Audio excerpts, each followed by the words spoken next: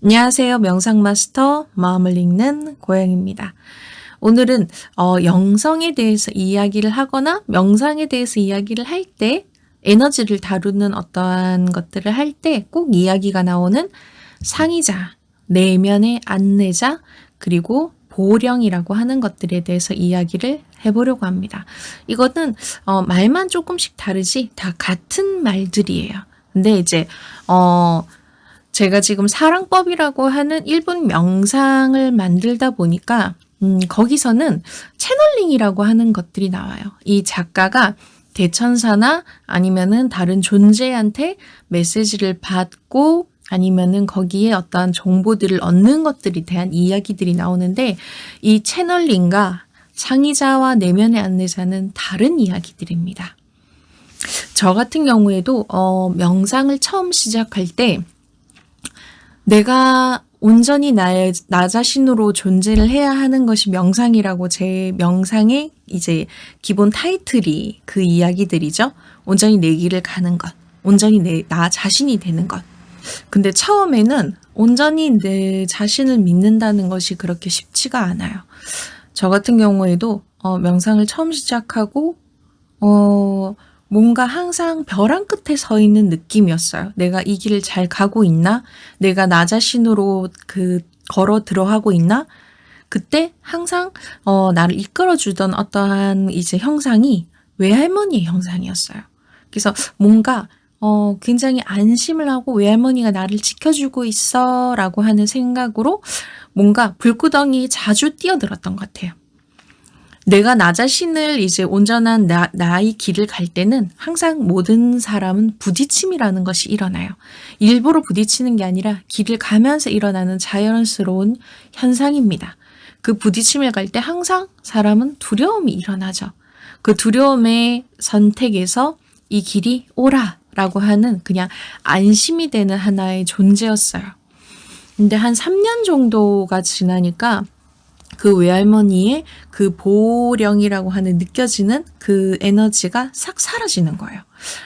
그래서 시간이 지나서 그게 무엇인지에 대해서 곰곰이 떠올려보고 많은 이제 사람들을 만나면서 정리를 하다 보니까 내면의 안내자, 보령, 상의자라고 하는 것이 사람마다 각각 다른 형상들이긴 하지만 다 같은 이야기들이었다는 걸 알게 됐어요.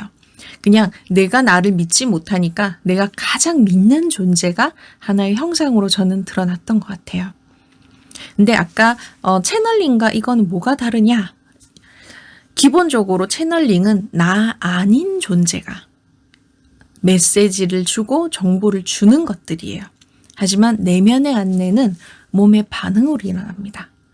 저희 외할머니의 이제 보령이라고 했던 그 보령이 메시지로 말을 하거나 저한테 이야기를 던지거나 하는 게 아니었어요. 그냥 안심을 주는 게 다였거든요. 그리고 몸의 반응, 이게 맞아.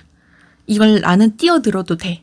나는 이 길을 걸어가도 돼. 이 불구덩이는 지금 올바른 길이야 라고 하는 몸의 반응들이 일어나요.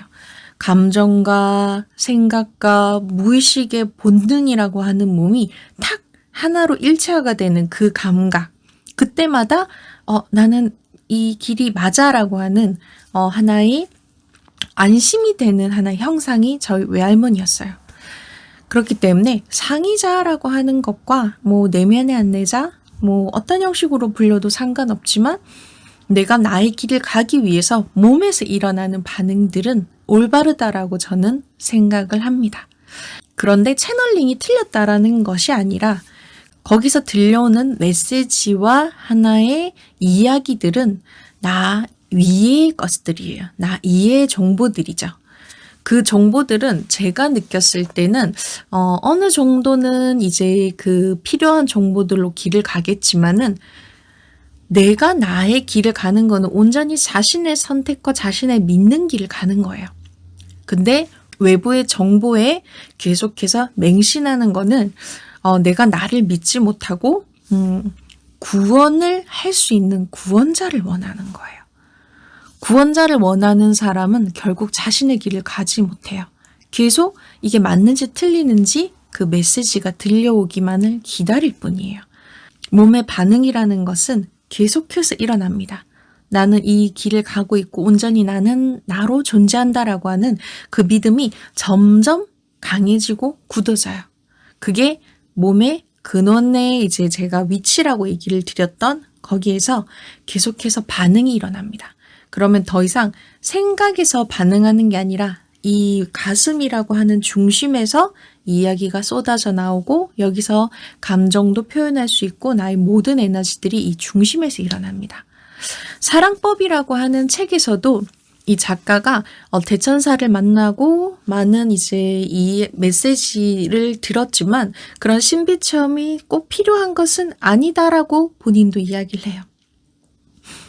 이 가슴의 중심에서 이 우주의 중심이 이제 가슴이라고 표현을 하죠. 거기서도 가슴에서 자신이 일어날 수 있는 모든 선택, 어떻게 보면 계속 그 중심으로 이어집니다. 자신을 믿는 힘들이. 그래서 내면의 안내라고 하는 것은 결국 자신의 몸의 무의식적인 반응을 따라가는 것들이에요. 그 과정에서 온전히 나를 믿기 전에는 일어날 수 있는 하나의 형상들이 일어날 사람마다 다른 형상으로 일어날 수 있다라고 하는 이야기를 드리는 거예요. 예전에도 한번 영상에서 이야기 드렸던 인터스텔라의 주인공도 딸을 너무나도 사랑하고 딸을 살리고 이 지구를 살리기 위해서 어떠한 이제 하나의 공간, 5차원이라고 하는 공간에 들어가서 딸에게 메시지를 보내죠.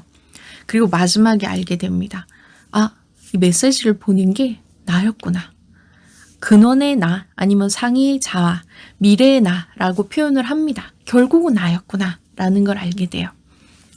그래서 모든 것들이 자신으로 기결돼야 됩니다.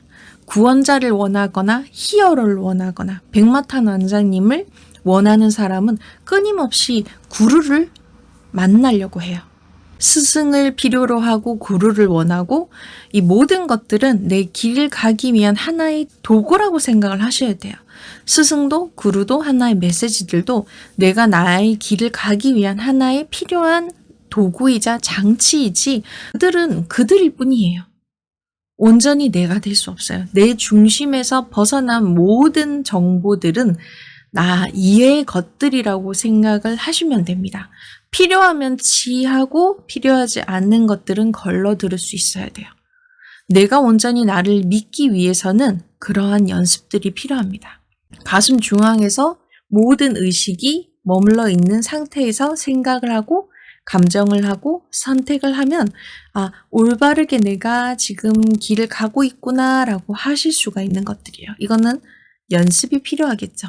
항상 생각의 중심이나 감정의 중심이나 아니면 육체의 중심으로 그냥 삶을 살았다면 온전히 근원이 선택하는 모든 것이 일체화가 된 근원이 선택하는 어떠한 길을 가는 것은 조금 연습을 해보셨을 때 내가 나를 믿고 있구나. 나는 온전히 내 길을 가고 있구나. 나는 나구나. 라고 하는 것들을 아실 수가 있을 것 같습니다.